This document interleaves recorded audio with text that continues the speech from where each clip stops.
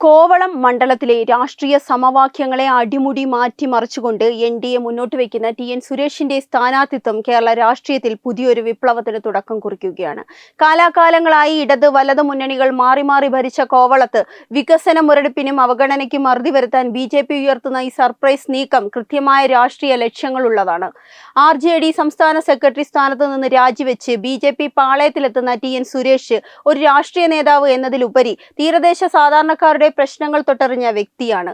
എസ്.എൻ.ഡി.പി യോഗം Kovalam union president എന്ന നിലയിൽ അദ്ദേഹം നടത്തിയ പ്രവർത്തനങ്ങളും ആർജിച്ചെടുത്ത ജനസ്വാധീനവും മണ്ഡലത്തിലെ വോട്ടർമാർക്കിടയിൽ വലിയ സ്വീകാര്യതയാണ് അദ്ദേഹത്തിന് നൽകുന്നത്. ഈഴവ വോട്ടുകളുടെ ഏകീകരണം മാത്രമല്ല, മണ്ഡലത്തിലെ എല്ലാ വിഭാഗം ജനങ്ങളെയും വികസനത്തിന്റെ പുതിയ പാതയിലേക്ക് നയിക്കാൻ സുരേഷിന്റെ നേതൃത്വത്തിന് സാധിക്കുമെന്നത് ബി.ജെ.പിക്ക് വലിയ ആത്മവിശ്വാസം നൽകുന്നു. തീരദേശ മേഖലകളിൽ നിർണായകമായ സ്വാധീനമുള്ള കോവളത്ത് എം വിൻസെന്റിനും ഭഗത് റൂഫസിനും ശക്തമായ വെല്ലുവിളി ഉയർത്താൻ താമര ചിഹ്നത്തിൽ മത്സരിക്കുന്ന ടി.എൻ. സുരേഷിന് സാധിക്കുമെന്നത് രാഷ്ട്രീയ നിരീക്ഷകർ ഒന്നടങ്കം ശരിവയ്ക്കുന്നു. ലത്തീൻ കത്തോലിക്ക വോട്ടുകൾക്കും ഹൈന്ദവ വോട്ടുകൾക്കും തുല്യ പ്രാധാന്യമുള്ള മണ്ഡലത്തിൽ ഒരു ജനകീയ നേതാവ് എന്ന നിലയിൽ സുരേഷിന് എല്ലാ വിഭാഗങ്ങളിലേക്കും ഇറങ്ങിച്ചെല്ലാൻ സാധിക്കും. കഴിഞ്ഞ തെരഞ്ഞെടുപ്പുകളിൽ ബി.ജെ.പി ഈ മണ്ഡലത്തിൽ പ്രകടമാക്കിയ വോട്ട് വർധനവ് സൂചിപ്പിക്കുന്നത് ജനങ്ങൾ മാറ്റത്തിനായി ദാഹിക്കുന്നുവെന്നാണ്.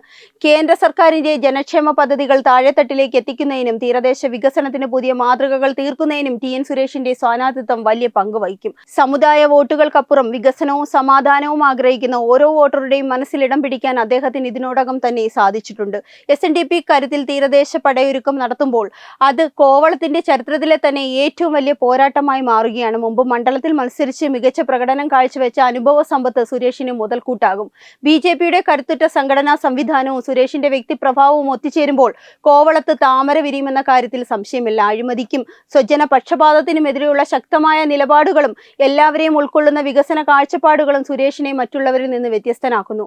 ചർച്ചകൾ അന്തിമഘട്ടത്തിലേക്ക് നീങ്ങുമ്പോൾ കോവളത്തിലെ ജനങ്ങൾ പ്രതീക്ഷയോടെ കാത്തിരിക്കുന്നത് തങ്ങളുടെ പ്രിയപ്പെട്ട നേതാവ് ബി.ജെ.പി സ്ഥാനാർത്ഥിയായി ഔദ്യോഗികമായി പ്രഖ്യാപിക്കപ്പെടുന്ന ആ നിമിഷത്തിനാണ്. ഇടതു മുന്നണിയുടെ ഘടകകക്ഷിയായിരുന്നിട്ടും ആർ.ജെ.ഡി വിട്ട് ബി.ജെ.പിയിലേക്ക് വരാനുള്ള സുരേഷിന്റെ തീരുമാനം പ്രധാനമന്ത്രി നരേന്ദ്രമോദിയുടെ വികസന രാഷ്ട്രീയത്തോടുള്ള വിശ്വാസമാണ് പ്രകടിപ്പിക്കുന്നത്. കേരളത്തിലെ പരമ്പരാഗത രാഷ്ട്രീയ രീതികളെ വെല്ലുവിളിച്ചുകൊണ്ട് വികസനത്തിന് വോട്ട് ചെയ്യുന്ന ഒരു പുതിയ സംസ്കാരം കോവളത്ത് ഉടലെടുക്കുകയാണ്.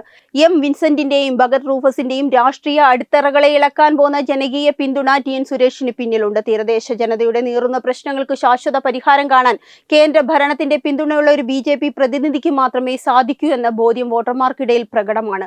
വരാനിരിക്കുന്ന തെരഞ്ഞെടുപ്പ് കോവളത്തിന്റെ ചരിത്രത്തിലെ വലിയൊരു നാഴികക്കല്ലാകുമെന്നും അവിടെ ബി.ജെ.പിയുടെ വിജയം സുനിശ്ചിതമാകുമെന്നും ഈ രാഷ്ട്രീയ നീക്കങ്ങൾ അടിവരയിടുന്നു. വെബ് ഡെസ്ക് തത്തുമൈ ന്യൂസ്. HIV അണുബാധ സന്തോഷപൂർണമായ ഒരു ജീവിതത്തിന് തടസ്സമല്ല. HIV അണുബാധയ്ക്ക് ഫലപ്രദമായ ചികിത്സ ഇന്ന് ലഭ്യമാണ്. ഇതിന് യഥാസമയം അണുബാധ കണ്ടെത്തുന്നതും കാലേക്കൂട്ടി ചികിത്സ നടത്തേണ്ടതും അത്യാവശ്യമാണ്.